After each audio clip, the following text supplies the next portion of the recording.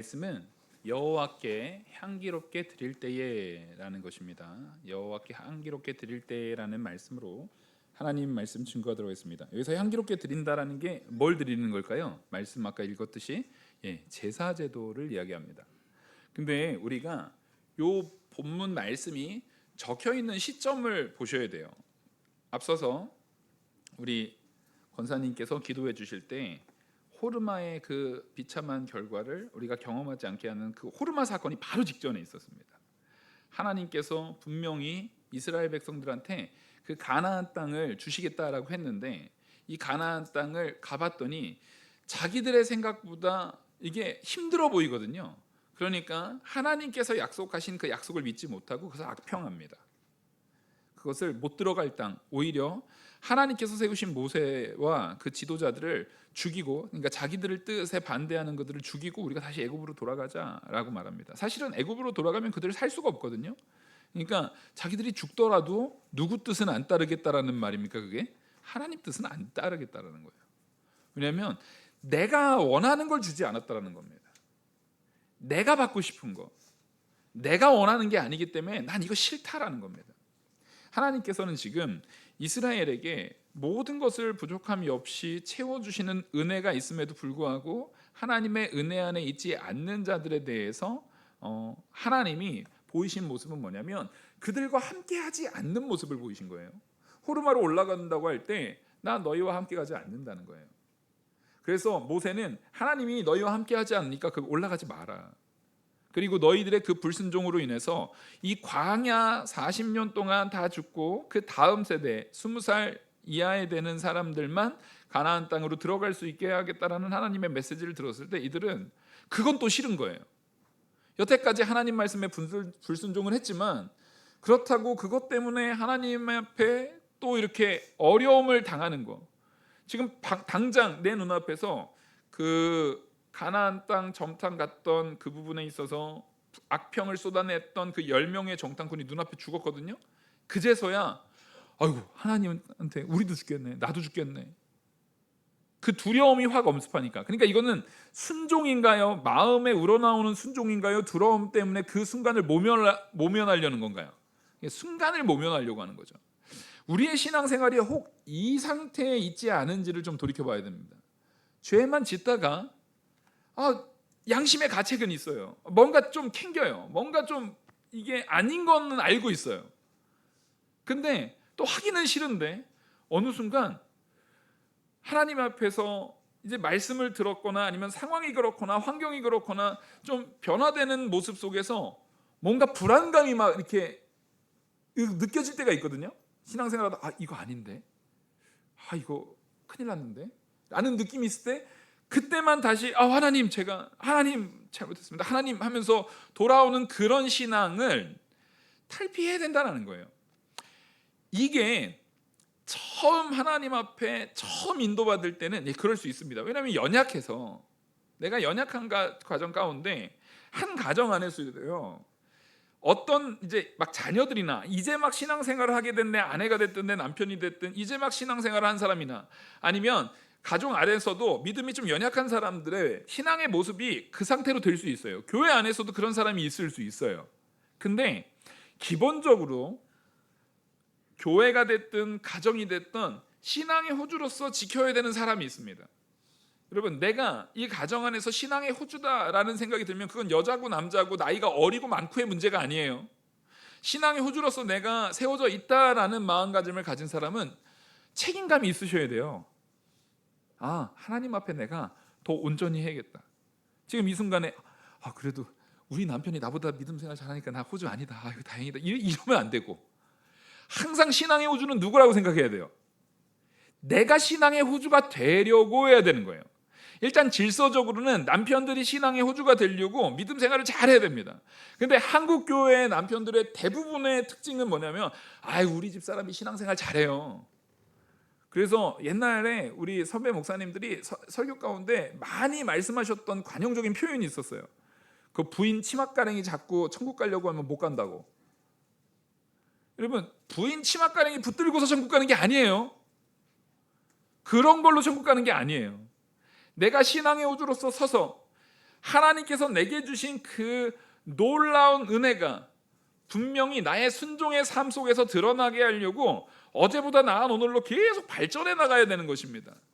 그래서 처음은 내가 아내 때문에 믿었어도, 혹은 내가 남편 때문에 믿었어도, 내가 이 믿음을 서로 보조를 맞춰가면서, 좀 먼저 믿은 사람은 기다려주고, 좀 늦게 믿은 사람은 그래도 신앙의 모범을 가지고 내가 따라가야지, 내가 저 모습으로 내가 자라나야지 하는 마음가짐으로 자꾸만 그 안에서 생명의 역사가 이렇게 저렇게 역사되는 가정, 역사되는 교회로서 우리가 세워져야 된다라는 것입니다.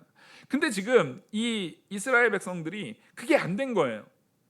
말 그대로 사람이 워낙에 많다 보니까 모세와 아론과, 또 아론도 사실 이제 약점이 많았죠. 여호수아와 갈렙같이 믿음에 굳건하게 가는 그 사람들의 모습을 전혀 따라오지 못하는 사람들이 있었다는 거예요. 이거는 자연스러운 겁니다. 당연히 그래요. 근데 문제는 뭐냐면 따라오지 못하는 이들이 적어도 이 마음을 가져야 됩니다. 저 신앙의 모습으로 내가 자라나야지. 요 방향성이 없는 게 문제인 거예요. 이스라엘의 가장 큰 문제점은 이 차이에서 나오는 게 아니에요. 차이는 어디나 있다니까요. 가정 안에도, 믿음의 이 공동체인 교회 안에도, 이 이스라엘의 이 공동체 안에서도요, 무려 숫자로 계수된 것만 60만 명이에요. 그러니까 약 200만 명이 지금 움직이고 있는데 당연히 그 안에 모든 사람이 똑같은 신앙을 갖지 않아요. 근데 적어도 모세, 그 다음에 아론, 여호수아, 갈렙, 이들이 말하고 있는, 하나님께서 우리에게 제시하고 있는 진리가 적어도 저게 맞지. 우리가 저렇게 신앙생활 해야지, 내가 저렇게 자라나야지, 저 방향으로 가야지, 하나님께서 그렇게 나를 택하셨고 내게 능력 주셨고 나를 이끄시니까 내가 분명히 그 방향으로 가야겠다라는 방향성은 분명히 잡아야 됩니까? 안 잡아야 됩니까? 그거 잡아야 되거든요. 지금 이 10명의 정탐꾼과 나머지 지금 하나님 앞에 책망받은 그 모든 20세 이상의 책임을 져야 되는, 하나님 앞에 광야에서 죽겠다라고 명령받은, 하나님께서 그렇게 저주한 이 모든 이스라엘 백성들의 문제점은 바로 거기에 있었다라는 거예요. 그 신앙의 가치를 미워해버리는 거예요. 하나님 때문에 우리 여기서 다 죽게 생겼어. 우리 괜히 이 광야로 이끌어가지고 내 자녀들까지 다 죽게 생겼다고 불평불만하는 겁니다. 그 말 때문에 누구들까지 하나님에 대해서 부정적인 마음을 갖게 됩니까? 그 자녀들까지 하나님에 대해서 부정적인 마음을 갖게 됩니다. 근데 하나님께서 분명히 그 선을 딱 끊어요. 너희들이 그렇게 말했지만, 너희들이 말한 대로 되지 않고, 너희들은 이 광야에서 너희들 말 그대로, 너희들이 입술로 떠든 그대로 너희는 광야에서 죽는데, 여호수아, 갈렙, 그리고 너희의 자녀들, 20세 이하의 자녀들은 내가 그렇게 하지 않겠다라고 말합니다. 지금 그 엄청난 하나님의 저주의 메시지와 함께 그 자녀 세대에는 다시금 소망을 주시는 그 메시지 이후에 이들은 또 불순종해서 이제야 겁먹어서 싸우러 가나안 땅으로 올라갔다가 패배하고 호르마까지 후퇴하게 됩니다. 지금 아주 어려운 상황 가운데 놓여져 있는 이 시점에서 하나님께서 맥락, 이 성경의 민수기의 흐름상 보면은 사실 15장에 나오는 이 말씀이 왜 갑자기 제사 얘기하는 거야? 라고 이상할 수 있어요. 아니, 이 흐름이 안 맞아요. 갑자기 호르마에서 패배해가지고 막 그런 상황 가운데 갑자기 제사는 이렇게 드려라 라고 말하거든요. 그러니까 이게 왜 갑자기 해서 나오지? 라는 이유가 바로 그겁니다. 자, 이 사람들에게 지금 요 말을 들을 때에 누구에게 하는 거냐면, 가나안 땅에 들어가지 못하고 광야에서 망할 사람들과 가나안 땅에 들어갈 그 자녀 세대 모두에게 말하는 거예요. 하나님께서는, 따르겠습니다, 약속하신 바를 반드시 이루신다. 이게 하나님의 신실하심이거든요. 하나님께서는 분명히 가나안 땅을 주겠다고 약속했습니다. 근데 그 약속을 누가 믿지 않은 거예요? 20세 이상의 그 이스라엘 백성들이 믿지 않아서, 믿지 않는 그들은 그 땅을 밟지 못하게 만들었지만, 하나님의 약속은 그들의 불순종과 그들의 불신앙과 상관없이, 하나님의 약속은 하나님의 신실하신 속성 가운데 그 언약이 이루어진다라는 거예요. 하나님께서 반드시 그걸 이루실 거거든요. 그래서 그 이루는 것을 너희는 못 보더라도 너희 자녀들에게 그것이 이루어지게 하겠다라는 하나님의 약속이에요. 그러면 이게 그 부모 세대에게, 그 부모 세대가 지금 당장 죽는 거 아니거든요. 부모 세대가 40년이라는 시간 속에서의 기회를 얻은 거예요. 나이 많은 사람은 좀 일찍 죽을 수도 있고, 나이 적은 사람은 진짜 40년 꽉 채워서 살아갈 수도 있는 거예요. 그 시간 속에서 뭘 경험하는 겁니까? 하나님께서 진짜 가나안 땅에 들어가게 만드네. 실제로요, 이스라엘 사람들이 많이 죽을 때 언제 제일 많이 죽냐면요, 가나안 땅 들어가기 직전에 제일 많이 죽어요. 모세도 그때 죽는 거고요, 아론도 들어가기 직전에 죽고요, 대부분 그때 죽어요. 그러니까 오히려 하나님께서 그들을 광야에서 쭉 돌리시면서 뭘 보게 하는 거예요? 하나님이 너희들 때문에 이 광야를 돌리지만 점점 어디로 가까워지게 가는 방향? 가나안으로 가까워지게 가는 방향으로 이끄는 것을 그들로 하여금 경험하게 만들어요. 자, 그러면 이게 그 너희는 광야에서 다 죽을 거야 라고 말했던 그 이스라엘 백성들을 버린 건가요, 하나님이? 아니에요. 하나님은 그들도 버리지 않아요. 그들도 끝까지 하나님께서 기회를 주시고, 그들도 끝까지 너희들의 그 잘못된 불신앙이 얼마나 미련했는지, 하나님의 신실함을 알지 못했던, 하나님은 반드시 언약을 이루어내신다라는 그 언약하심으로 이루어내시는 하나님의 뜻을 바라보지 못한 것이 얼마나 미련했는지를 지금 쭉 보여주시는 거예요. 그리고 그 가나안 땅은 너희들이 욱해가지고 우리가 지금 다 가겠습니다라고 갔지만 실패하고 돌아왔잖아요. 호르마까지 지금 후퇴했단 말이에요. 근데 그렇게 얻어지는 땅이 아니라 하나님이 약속하신 바를 하나님께서 이루어야만 얻어지는 땅이라는 겁니다. 여러분, 성도의 인생이 그렇습니다. 내가 무언가를 목표할 수 있어요. 여러분, 목표 가지십시오. 근데 그 가는 과정이 중요해요. 우리는 자꾸만 이 세상처럼 뭐로 가나 돈만 많으면 돼, 나쁜 짓을 하든 뭔 짓을 하든 돈만 많이 벌면 돼, 그게 아니에요. 우리는 반드시 그 과정이 중요합니다. 왜냐하면 예수 그리스도께서 우리의 모든 과정과 함께 동행하시거든요. 내가 이 선택을 했을 때 이 선택이 하나님의 은혜 안에서 온전한 과정 가운데 놓여져 있는지를 항상 보셔야 되는 거예요. 그래서 우리는 먼 시각, 아주 큰 의미에서의 장기적인 시각에서는 걱정할 게 없어요. 하나님께서 날 택하셨습니다. 여러분들의 먼 시간, 가장 장기적인 시간 속에서 예수 그리스도를 믿는 믿음 안에 있는 여러분들은 반드시 천국의 백성으로서 은혜를 누릴 겁니다. 이건 확증이에요. 그러니까 우리는 이 땅에서 하나님께서 허락하신 그 과정 속에서 천국 백성 될 내가 어떠한 과정 속에서 살아가야 되는지를 보는 거예요. 지금 하나님께서는 바로 약속의 땅을 하나님께서 분명히 다시 한번 말씀해 주시는 거예요. 너희들이 믿지 않았던 그 땅을 내가 줄 거다라는 것을 무엇로 확신시켜 주는 거예요? 내가 너희들한테 제사를 받을 거야. 근데 어디에서요? 광야가 아니라 가나안 땅에서요. 그래서 다시 한번 가나안 땅에서의 제사 규례를 한 번 더 확인시켜 주는 거예요. 이거 앞에 레위기에서도 말한 거고 출애굽기에서도 말한 그 제사 제도에 대한 모든 내용을 너희들이 이렇게 예배해라, 너희들이 가나안 땅 들어가면 이렇게 예배해야 된다는 것을 한 번 더 리마인드 시켜주는 거예요. 한 번 더 되새겨주는 거예요. 그 얘기는, 하나님께서 이걸 한 번 더 되새겨준다는 얘기는 오히려 그들에게 어떠한 확신을 주려고 하는 겁니까? 분명히 가나안 땅에 들어가게 할 거야. 내가 이 예배를 가나안 땅에서 반드시 받을 거다. 그래서 가나안 땅에 못 들어가는 그 20세 이상의 사람들에게는 이렇게 너희 자녀가, 너희들이 불신앙으로 하지 못했던 그 예배를 너희 자녀가 이룰 거야 라는 것에 책망과 함께 소망을 동시에 주는 거예요. 나는 못 갔어도 내 자녀는 저 복을 누리겠구나 라고 하면 그 부모도 그 자녀를 위해서라도 가나안의 이후에 하나님께서 이끄시는 그 예배의 삶이 잘 되게 하도록 기도하겠습니까? 안 하겠습니까? 기도하는 거죠. 자녀를 위해서 기도하게 되는 거예요. 그걸 요구하시는 거예요. 그리고 그 기도할 때마다 뭘 후회하겠습니까? 내가 하나님의 뜻을 바라보지 못한 거, 하나님의 신실하심을 바라보지 못한 거.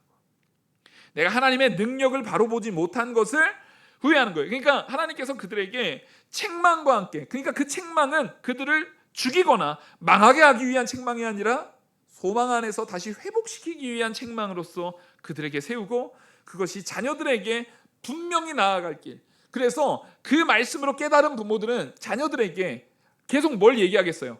네가 듣는 저 말이 하나님께서 너에겐 이룰 거야. 아빠는 그걸 못했다.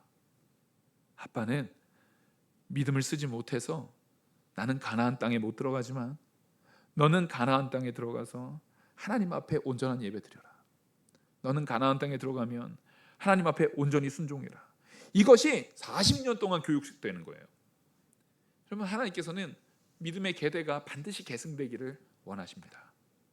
그리고 그 계승 속에서 정말로 이게 얼마나 아름답게 꼽히냐면요, 나중에 이제 요단강을 딱 건너가지고 여리고성 앞에 딱 서서 하나님께서 정말 말도 안 되는 것들을 요구하시거든요.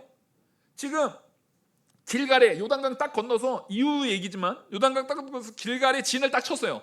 길갈에서 여리고성은요, 말 그대로 강변의 평지로 바로 앞에 보여요. 그러니까 그 사람들이 막 뛰어오면은 바로 공격할 수 있는 거리예요. 근데 그 길갈에다가 진을 딱 친 다음에 예배하고 뭐부터 합니까? 할례부터 해버려요. 할례하고 있을 때 여리고성에서 나와서 공격하면 어떻게 되는 거예요?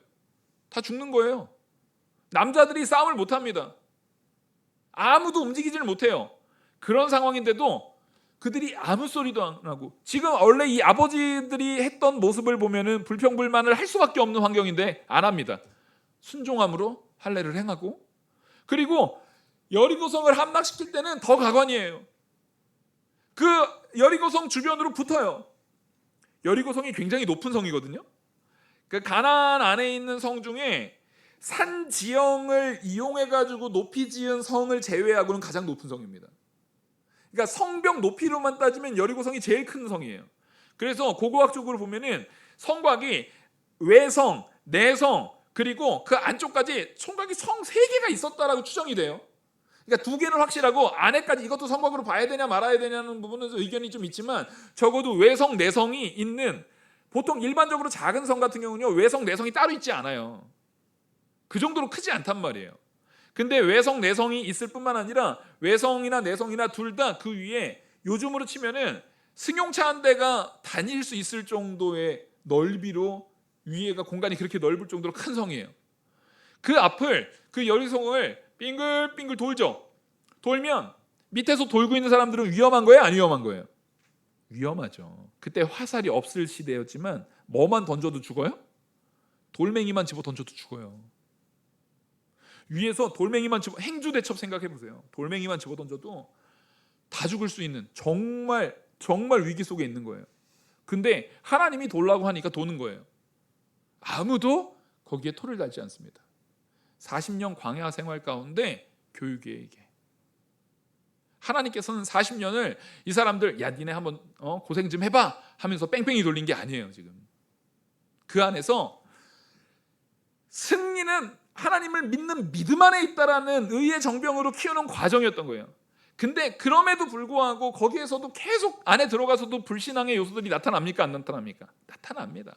그만큼 우리 안에 쓴뿌리가 그렇게 크다라는 거예요. 그래서 하나님은 지금 오늘 본문에서도 우리가 얼마나 전적 타락하고 무능하고 부패한 자인지를 알기 때문에 하나님께서 다시 한번 확고하게 보이시는 거예요. 그 땅을 내가 너희한테 주겠다라는 거예요. 그 땅을 내가 너희에게 주겠다라는 거예요.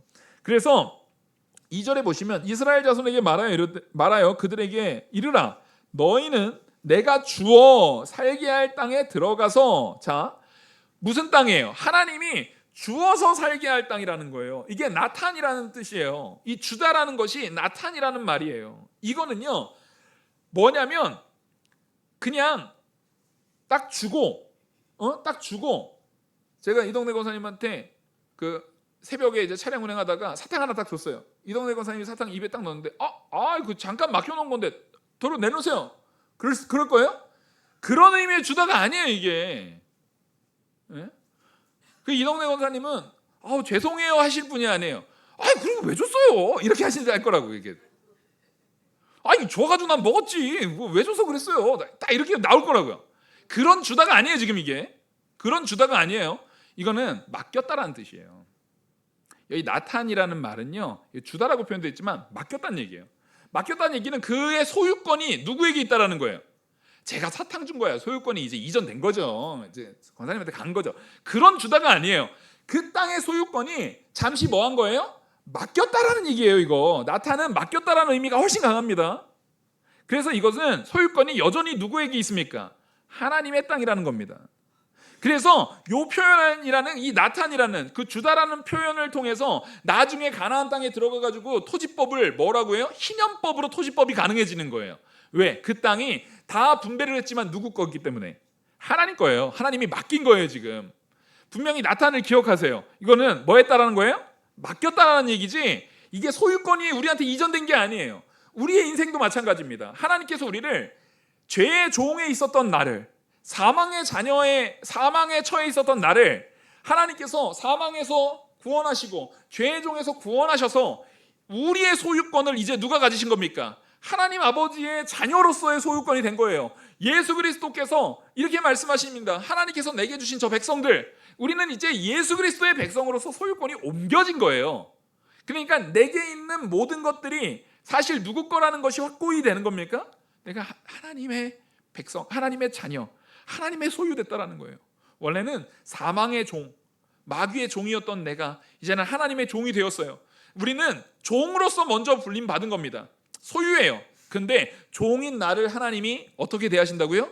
자녀 삼으셨다는 그 다음이에요. 하나님이 우리를 자녀 삼으셨어요. 그 자녀도 그냥 자녀가 아니에요. 독생자이신 예수 그리스도를 십자가에 죽으시기까지 사랑한 자녀일 뿐만 아니라 영원한 천국의 상속권을 우리에게 주는 상속자로서의 자녀.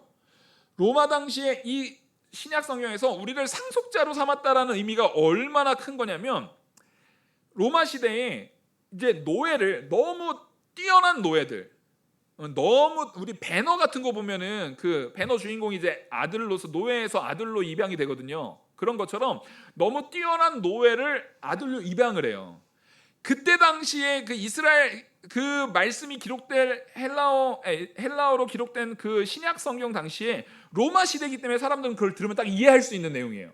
그들은 정말 뛰어난 노예를 내가 이제 노예의 신분에서 내 자녀의 신분으로 옮겨놓으면 그 노예한테 뭘 할 수 있었냐면 상속을 할 수 있었어요.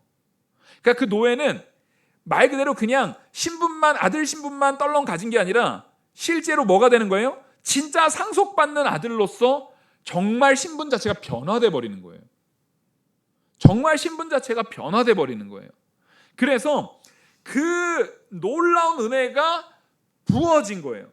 그렇게 놀라운 은혜가 부어진 나는 하나님이 나의 주인이실 뿐만 아니라 나의 아버지가 되는 상황 가운데에서 놓여져 있어야 돼요. 그러니까 여기에서는 주인이면은 기계적으로 말 그대로 두려워서 내가 또 버려질까 봐 그런 마음으로 섬기는 가짜 섬김이 나올 수 있는데, 하나님께서는 그걸 원하시는 게 아니라 우리를 진짜로 사랑하셔서 진짜 자녀, 상속자로서 우리를 두셔서 우리가 하나님을 사랑하는, 그래서 사랑해서 순종하는 마음이 진심 어린 자원하는 마음으로 나오기를 원하신다는 거예요.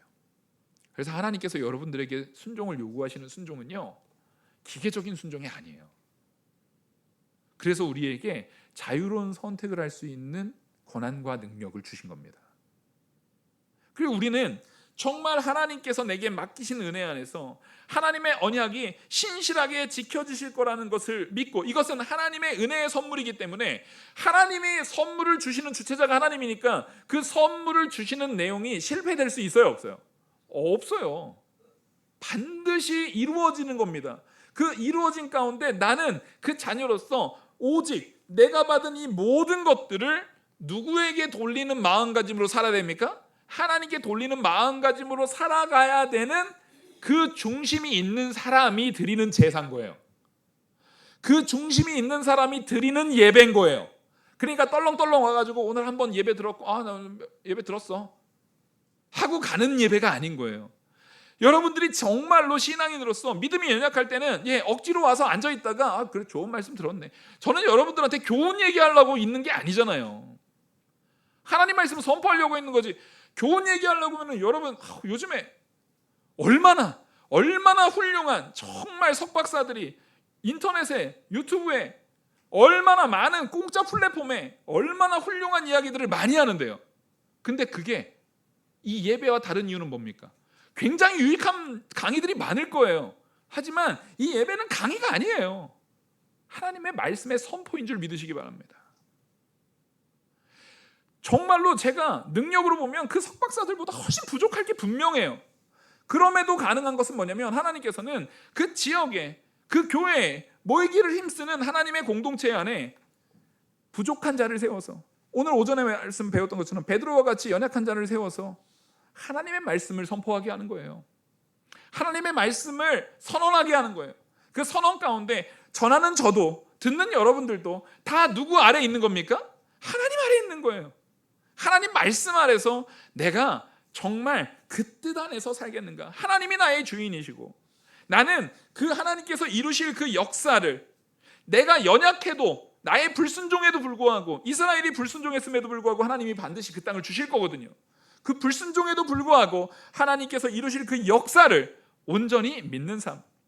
그래서 우리가 이제 개혁주의 신학에 입각된 교회인데 칼빈이 이제 자기 기독교 강요에서 3권, 기독교 강요 3권의 책에서 이런 이야기를 합니다. 하나님은 당신의 약속을 우리의 죄악으로 말미암아 패하지 않으시고, 그러니까 딱 요 민수기 오늘 요 말씀처럼 이스라엘 백성들의 연약함, 그 죄악, 그들의 이 패역함으로 인해서 우리의 불순종으로 그 약속이 파기되는 상황 속에서도 그것을 하나님이 야 니네 이렇게 했으니까 다 취소, 니네 다 죽어, 이게 아니라 그렇게 패하지 않으시고 어떻게 하시냐면 오히려 징계를 통해서, 지금 그들에게 징계를 내린 거거든요. 우리들에게도 마찬가지입니다. 우리가 하나님 말씀 앞에 온전히 서지 못할 때가 있어요. 그때 하나님께서 사랑하는 자에게 뭘 주시냐면 징계를 주세요. 우리는 사랑하는 자에게 하면은 꼭 뭐만 기억해요? 잠을 주신다만 기억해가지고 맨날 그렇게 자요. 예배 시간에도 자고, 집에서도 자고, 설교만 들려오면 자고, 성경 피면 자고. 그래 난 사랑받아.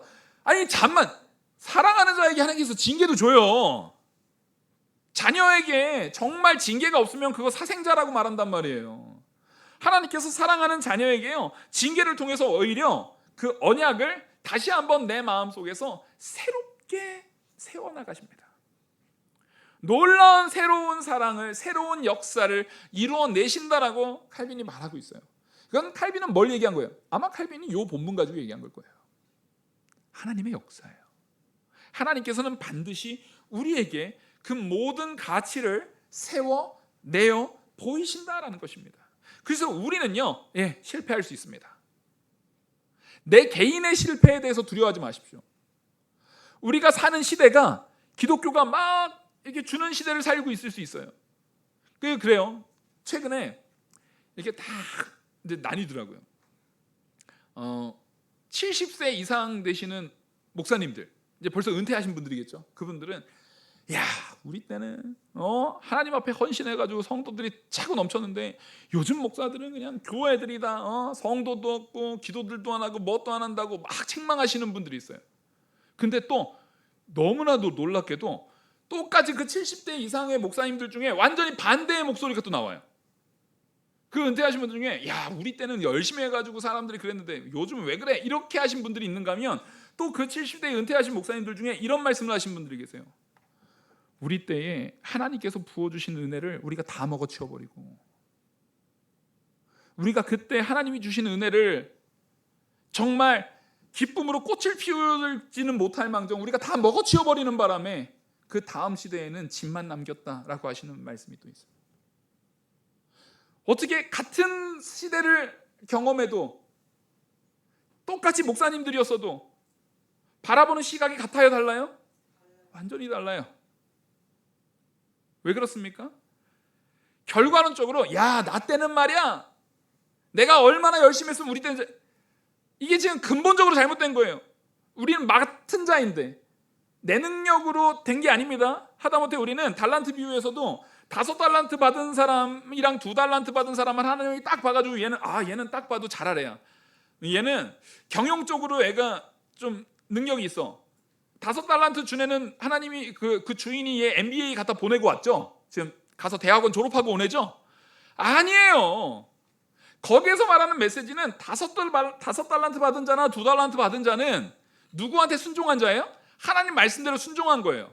그러니까 순종해서 그게 2배를 남긴 것도 누구 은혜로 2배 남겼다라는 게 맹점인 겁니까? 그러니까 하나님의 은혜로 2배 남겨진 거예요.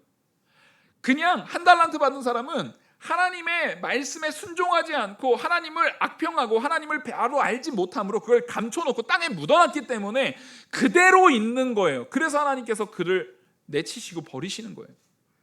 그러니까 우리는 내가 무언가를 잘하기 때문에 나한테 맡겼다라는 마음을 가진다면 그것은 적어도 성경적인 태도가 아니에요. 성경을 이해하는 태도가 아닙니다. 말씀을 증거하는 사람은 외치는 자의 소리에 불과해요. 그리고 그 소리가 끝나면 자, 소리는 제가 지금 남아있어요? 안 남아있어요? 안 남아있죠? 그게 소리예요. 증거된 다음에는 사라져버리는 거예요. 목회자는요, 사명이 그겁니다. 여러분들에게 하나님께서 허락하시는 때까지 말씀 증거할 거예요. 근데 하나님께서 증거하시는 그 제게 허락한 그 시간이 멈춰지면 그 다음에는 없어지는 거예요. 빠지는 거예요. 근데 그 선포된 말씀은 사라져요? 안 사라져요? 여기서 문제는 우리는 항상 자기는 끝까지 남아있으려고 하는데 마음에 선포된 말씀은 맨날 없어지는 게 문제인 거예요. 이게 거꾸로 돼야 된다고요. 선포하는 사람은 남지 않아야 돼요. 하지만 선포된 말씀은 듣은 자와 전한 자 모두에게 마음에 깊이 새겨져서 계속 남아서 살아서 역사해야 된다는 것입니다. 하나님께서는 우리를 그렇게 이끄시려고 하는 거예요. 그게 우리가 붙들어야 되는 삶이에요. 그래서 우리의 불순종에도 불구하고 하나님의 일은, 하나님의 역사는, 하나님의 그 말씀의 역사는 반드시 선포된 대로 반드시 역사되고 이루어지고 온전히 세워질 줄 믿으시기 바랍니다. 이게 오늘 말씀이 우리에게 하는 가장 중요한 내용이에요. 그래서 여기에서 이제 7절 보면은 이는 향기로운 냄새라 여호와께 드리는 화제니라. 그러니까 대표적으로 이제 화제를 얘기하는데 다른 제사들도 다 있어요. 번제, 소제, 전제 이렇게 전부 다 하는데 이걸 화제다 이렇게 해가지고 표현을 딱 하고 있는 거예요. 하나님 앞에 온전히 드리는 이 제사인데 여기서 중요한 것은 대표적으로 화제, 이거 번제를 중점적으로 말하는 거거든요. 이 번제가 뭐냐면 짐승을 완전히 다 태워가지고 하나님 앞에 온전히 다 바치는 걸 얘기하는 거예요. 근데 그 번제를 할 때도요, 곡식도 태우고요, 그 다음에 전제라고 해가지고 전제는 뭐냐면 전제로 부어졌다라고 말합니다. 포도주 붓는 거예요. 그 불타는 거에다가 포도주를 부어요. 그러면 그것도 다 어떻게 돼요? 다 타서 증발돼가지고 뭐만 남으냐면 향기만 남아요. 그래서 왜 향기로운 제사라고 얘기했냐면 원래 번제는 다 태워가지고 쟤는 나중에 버리고 하나님 앞에 뭐만 올려드리는 거예요? 향기를 올려드리는 거예요. 향기.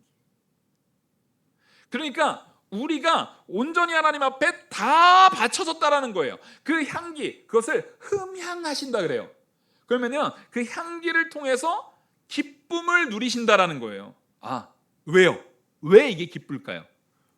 내 모든 것이 오직 하나님의 영광을 위해서 바쳐질 하나님의 자녀입니다라고 내 모든 걸 하나님 앞에 바쳐드리는 거거든요. 그러니까 우리의 순종을 볼 때 하나님께서 기뻐 받으신다라는 거예요.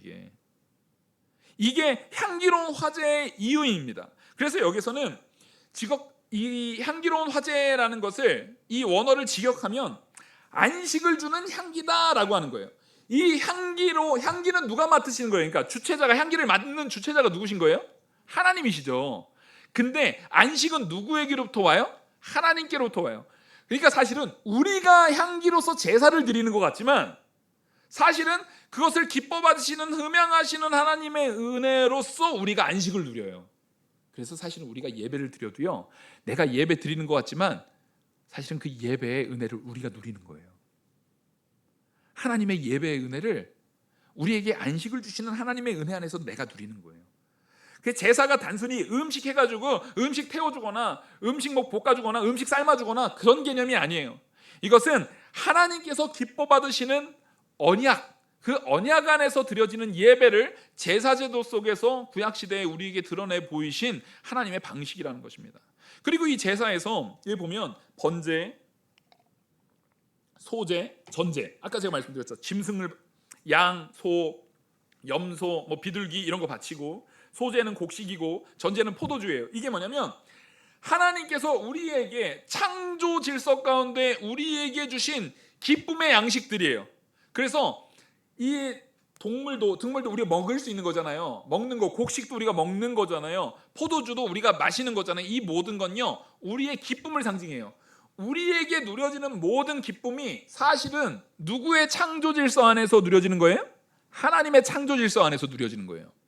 하나님이 창조하시고 섭리하셔서 우리에게 베푸시는 이 은혜들 속에서 우리가 그 모든 창조 질서 안에서 하나님께서 주시는 그 큰 복을 누리고 있다라는 그것을 다시 누구에게 바칩니다? 하나님께 바칩니다를 얘기하는 거예요. 여기서 뭐냐면 하나님께서는 100을 줬는데 야 100 다 내놔 이렇게 하시지 않잖아요. 하나님께서 다 주신 건데 원래는 다 누구 거예요? 하나님 거라니까요. 그래서 내가 가나안 땅을 너에게 주겠다라고 할 때 주다가 진짜 소유권이 우리한테 이전된 거라고요? 맡긴 거라고요? 맡긴 겁니다. 소유권은 여전히 하나님 거예요. 마찬가지예요. 이 모든 피조 세계는 하나님이 주인이에요. 누구까지? 나까지. 여러분 이걸 잘 보셔야 돼요. 왜 소유권이 이전되지 않을까요? 하나님 째째하게 소유권 좀 이전해 주시지. 왜 소유권이 이전되지 않을까요? 여러분 요즘 시대에 진짜 말세 지말이라고 이상한 시대가 돼버려가지고 지금 유럽에서 이제 한국도 조만간 올 것 같아요. 이제 거부들이 죽는데 상속권을 자기가 키우던 고양이한테 넘겨요. 자기가 키우던 강아지한테 이렇게 소유권을 넘겨요. 그래가지고 그 강아지나 그 고양이가 죽을 때까지 그래봤자 걔네 몇 년 못 살거든요. 이미 자기 주인이랑 같이 늙었기 때문에 몇 년 못 살아요. 근데 살 동안 그거를 다 거기 막 케어해주고 병원 케어해주고 이거를 변호사한테 이름해가지고 걔한테 모든 재산권이 걔한테 돼 있는 거예요. 자, 이게 지금 말이 됩니까? 소유권의 이전이라는 것은 격상, 이 인격이라는 격에 있어서 동등이어야 이전인 거예요. 무슨 얘기인지 알겠죠? 부모가 자녀한테 상속할 수 있어요, 없어요? 있죠. 있는 이유는 뭐예요? 자녀와 부모가요 동등한 인격체이기 때문에 그래요. 그래서 소유권이 이전될 수가 있는 거예요. 근데 하나님과 우리는 동등한 인격, 하나님께서 우리를 인격적으로 대하시지만 따라했습니다. 하나님은 창조주시고 우리는 피조물이다. 격이 달라요. 우리가 고양이나 강아지한테 이 소유권을 이전하는 게 이상한 것처럼 여러분들이 난 지렁이가 너무 예뻐. 나 지렁이한테 내 모든 소유권을 이전할 거야. 이게 가능해요? 아니 사람마다 좀 특이하게 바퀴벌레 좋아할 수도 있잖아요. 난 이 바퀴벌레가 너무 아름다워. 저 영롱한 빛깔, 반짝반짝거리는 저 등짝. 난 너한테 모든 것을 이전할 거야. 그럴 수가 없는 거예요, 이게. 그럴 수가 없는 거예요. 그래서 우리는 하나님이 째째하게가 아니에요. 하나님께서는 그 소유권이 우리한테 이전될 수가 없어요. 오히려 우리는 뭐라는 거냐면 하나님의 창조 세계 속에서 하나님께서 가장 우리에게 필요한 바, 내가 미처 깨닫지도 못하는 하나님의 놀라운 은혜를 나에게 베풀어 주시는 능력을 주시는 거죠. 그 은혜를 주실 때 그걸 우리가 누리는 거예요.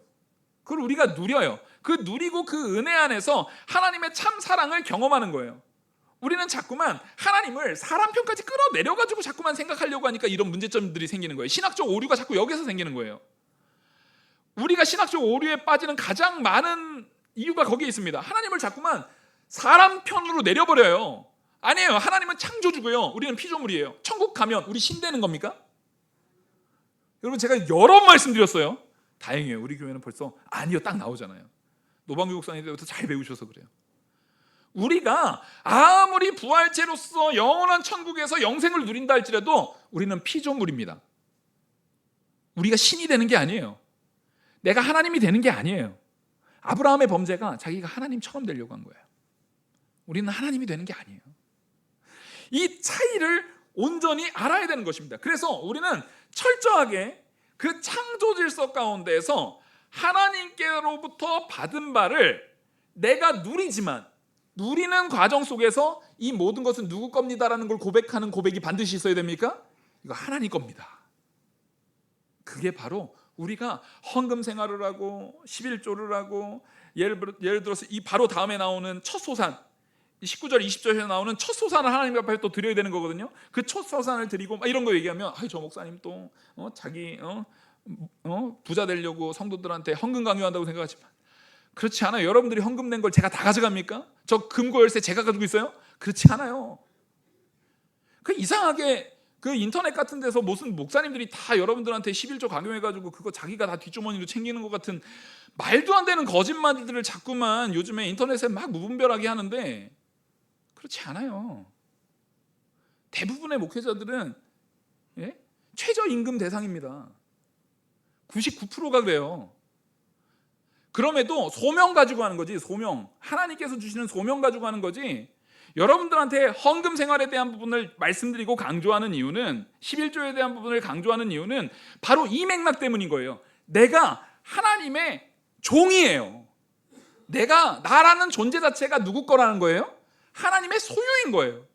근데 내가 하나님의 소유입니다라는 것을 무엇으로 증명하는 거예요? 11조를 통해서 하나님이 내게 100을 주셨는데 그 중에 10분의 1을 하나님 앞에 드림을 통해서 이 모든 것이 사실 하나님 겁니다. 저는 하나님의 은혜와 하나님의 영광 가운데 삽니다 라는 신앙의 고백을 얘기하는 거예요. 그 고백 가운데 우리가 서 있는 것이고 그 고백이 되어야 바로 우리가 예배의 본질 가운데 온전히 설 수 있는 것입니다. 그런 내가 하나님의 소유다라는 마음가짐이 없이 참된 예배가 됩니까 안 됩니까? 될 수가 없어요. 절대 이루어지지 않습니다. 그래서 오히려 이것을 어디에다가 연결되냐면 히브리서 9장 14절 보시면은요, 참된 향기로운 제사는 그리스도의 피로 말미암아 하나님께 드려진다라는 그 고백이 남겨져 있어요. 그러니까 이게 지금 오늘 본문에서 나오는 향기로운 제사와 히브리서에서 향기로운 제사가 연결되는데 히브리서에서 말하는 향기로운 제사는 누구를 얘기하는 거예요? 예수 그리스도 얘기하는 거거든요.